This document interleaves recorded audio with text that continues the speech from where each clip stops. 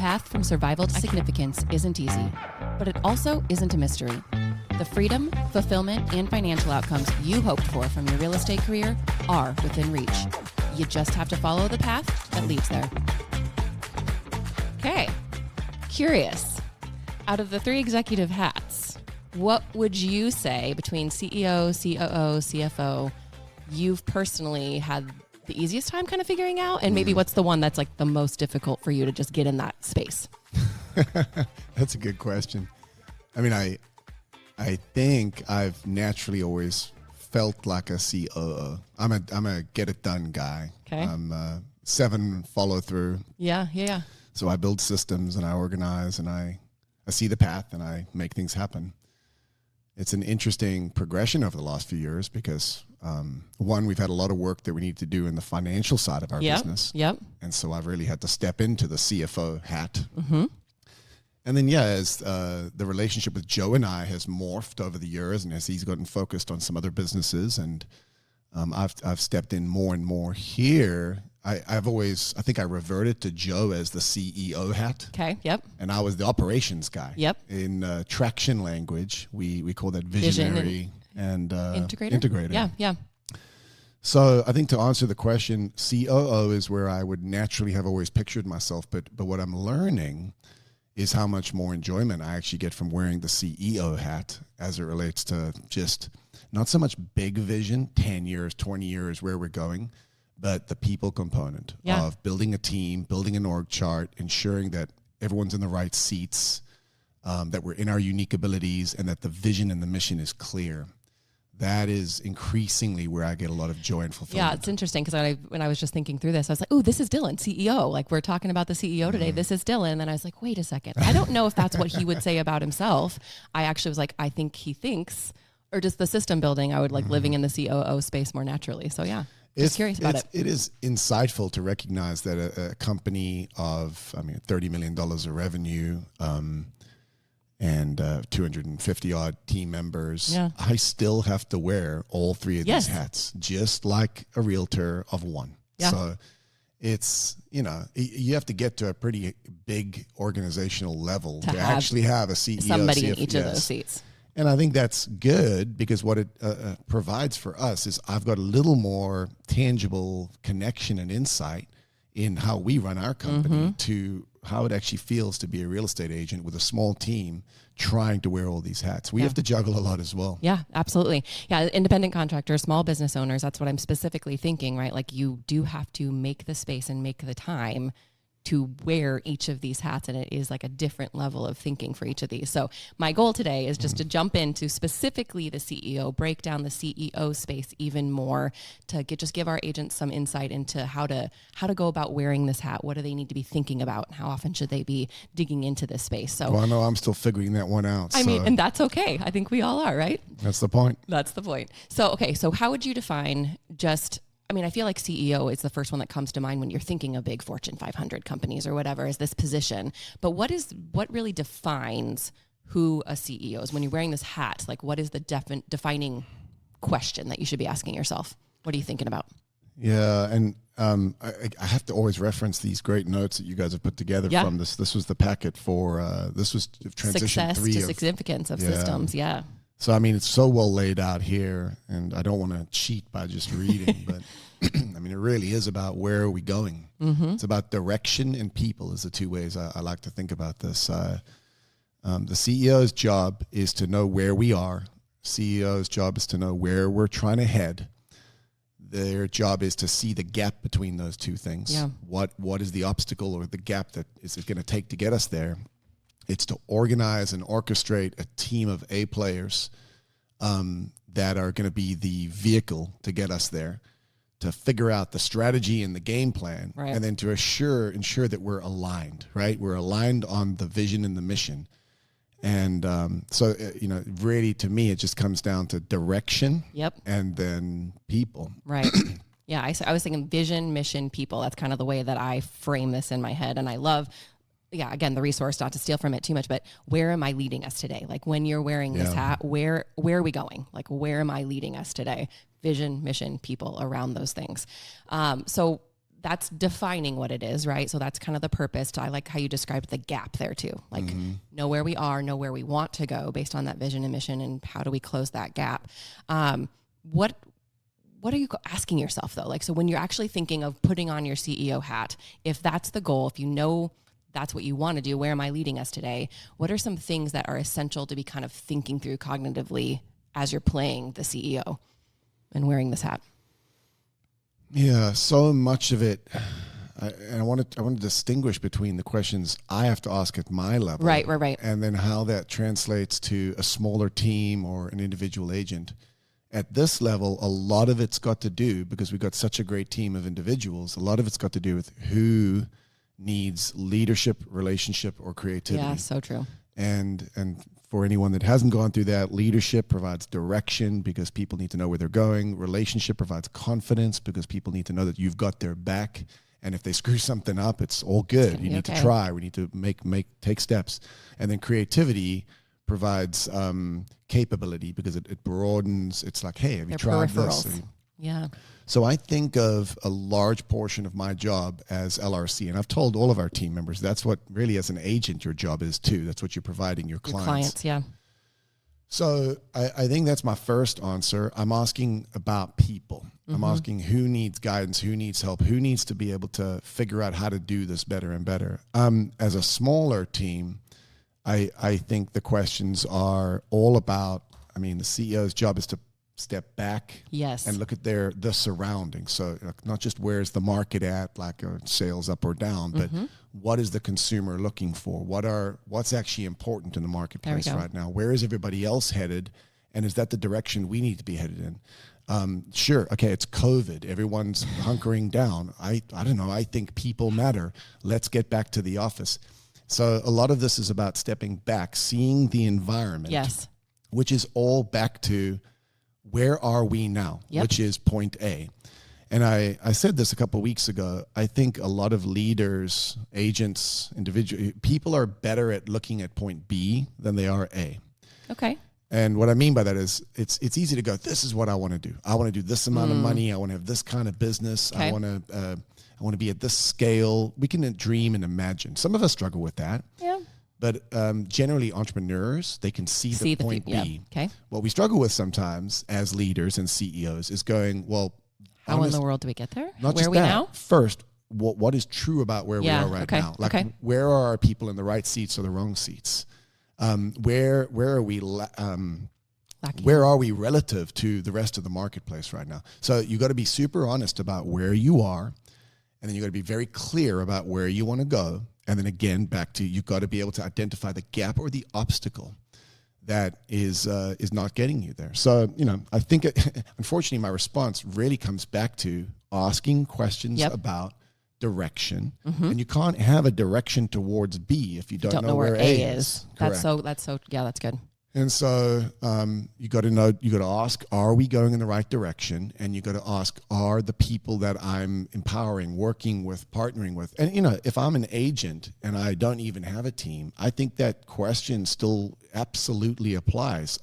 Where is my database at? Yep. Are my people, like, how am I investing in my A+? And I think a referral network for sure, like your relationships that you're referring. Yes, absolutely. You still have people around you, even if it's not a team people. It's kind of fun how it connects to the team module. Absolutely. Because even if you're at stage 1, you have a team, your ASC, your TC, your broker. Is there alignment there? Do you understand how to work well with those folks as well? A good CEO, however big or small, is stepping back and asking about the people and the strategic direction. Yeah, I'm so glad you said that, like the stepping back. So like that's the one thing that I think about with all of these executive hats is stepping. It is up and out, right? Which is why it has to be forced time. It's on the business. Like we are so, on, in, on, out. We talk about that a lot, but this is really specific forced time to step out of your business. Step out so you can look up, above, on, work on your business versus like living in the day-to-day in operations of it. So I love that you kind of said the step back. Stepping out of the in to get to the on. Right. That was not very clear and concise on that, but yeah, you have to force yourself to do it. What would you say? I would agree with you. Like your level is like so much more in the people space. Agents on their own do have the people around them. They may just not think about it more like team.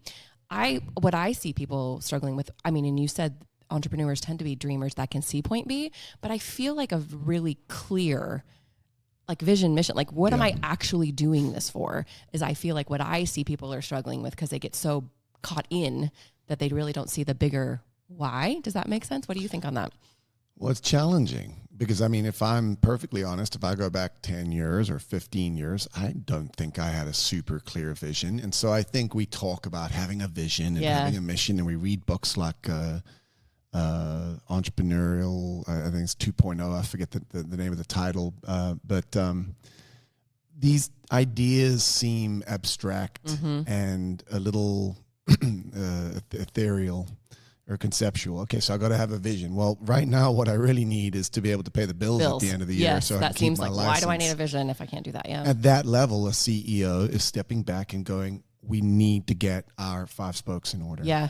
And our people right now, which is you, Dylan, our people are not that motivated. And so we need to work on our inputs. Like what you can LRC you. Yeah. And probably need it.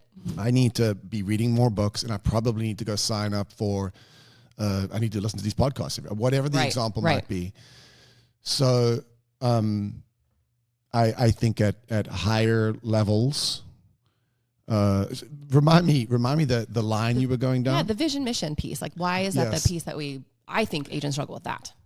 Because at early levels, it's very hard to have what we have, a completely well mapped out VTO with a clear vision, a mission. We have metrics and targets. And so I think we just need to take this to the bite size. What is the most clear picture of this at the various levels? Yeah. At the base level, again, it's about, are you as a team well fed? Do you have your strategic inputs, which largely is going to be about leads and keeping the finances in track. Starting to build some of the system. I mean, those kinds of things. And building the structure that's going to allow you to ensure that you've parsed out your time so that you're focusing on all the right things to move forward. Yeah.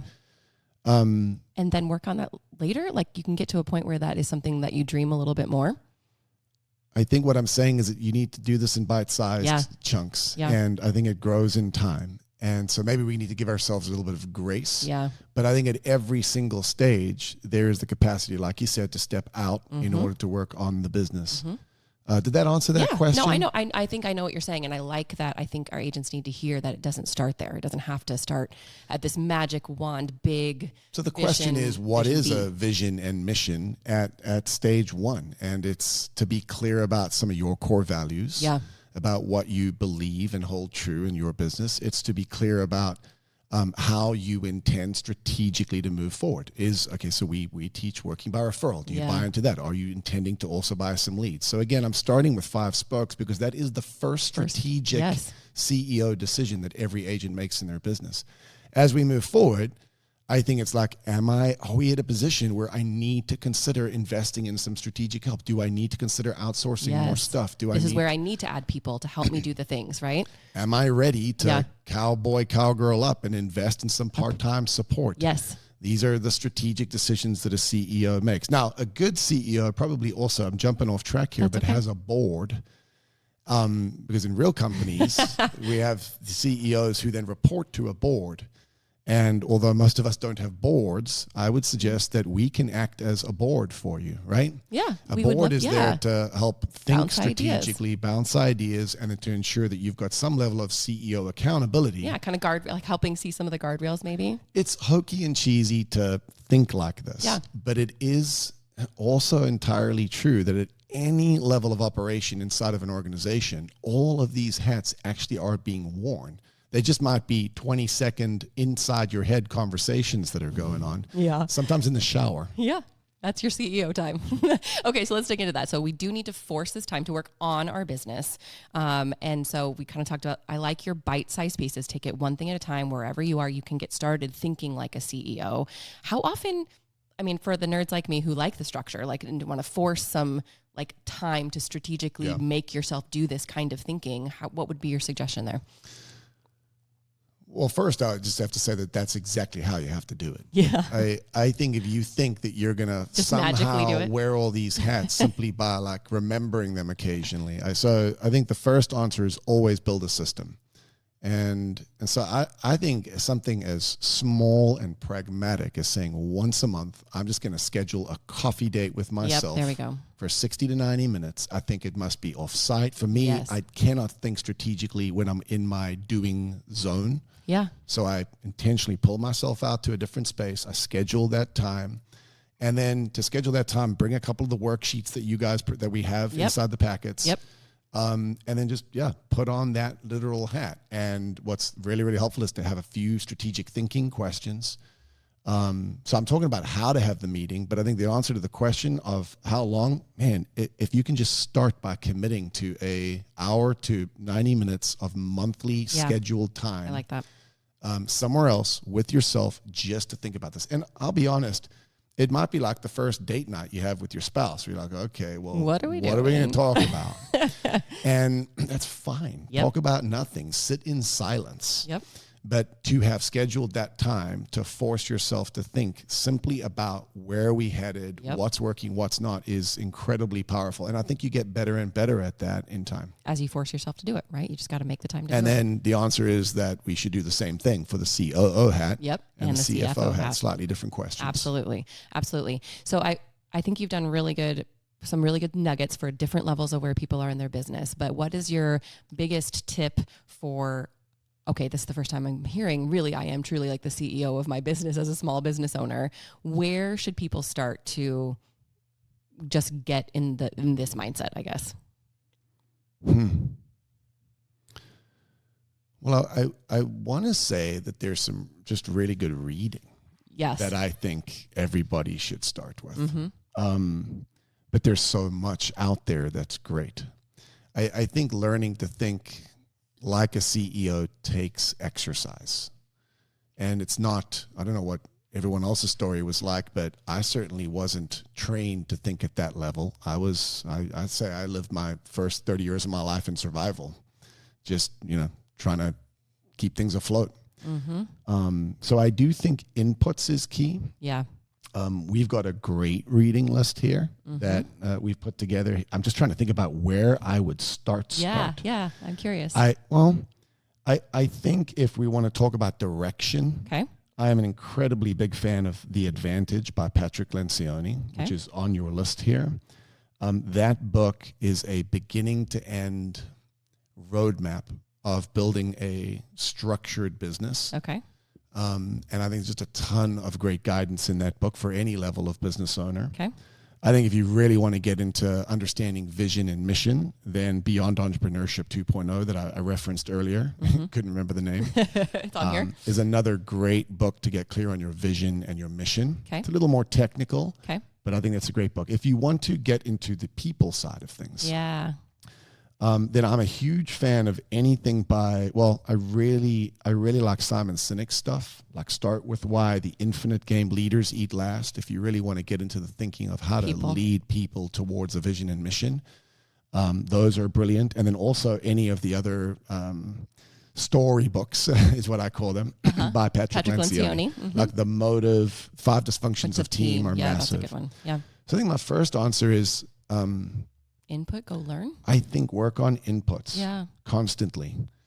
And then, the second, I think also that's super good is to get around people that are ahead of you on this game. There we go. I think that's crucial because, again, at any level, you're very in the in.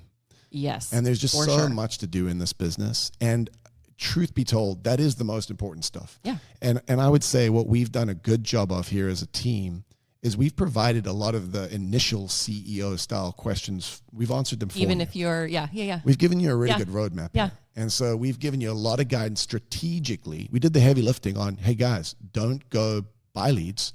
Start to work your database by referral. You're going to thank us for that later. Those are strategic CEO decisions that were made at the founding of your company for you whether when you knew you it or chose not. us. So don't become too frenetic or frantic about trying to be a CEO. Yeah, that's if good. you follow the roadmap that we've got, that's good. in time, schedule time with yourself to be just put on that hat and think about, are we in the right direction? How are we doing as a team? Are we on track with our vision and mission?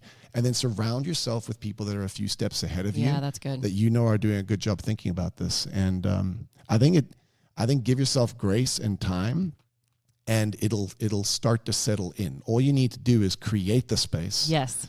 To be able to ask the questions, and I feel like you're 90% of the way there, because 90% of people won't do that much. Yeah, and that makes it sound pretty easy. But 20 years later, here we are. Yeah, and I think that's all we did, is force ourselves to ask the right questions and always be asking about where are we going, how is the team doing, and what do we need to do to provide LRC. Yeah, it's good. It's good. Yeah, you don't know how many times in a coaching meeting I will say, give yourself grace. So I think that's a good one there too. I just give yourself grace on this. Sounds like that's the chapter we're in. Yeah. So Think Like a CEO, guys. Really good resources. Again, go check it out in that sort of success to significance phase of this systems. I think just take the time to look at the resources, look at your inputs. What books can you start reading? And what questions can you just start asking yourselves when you force the time? Good stuff.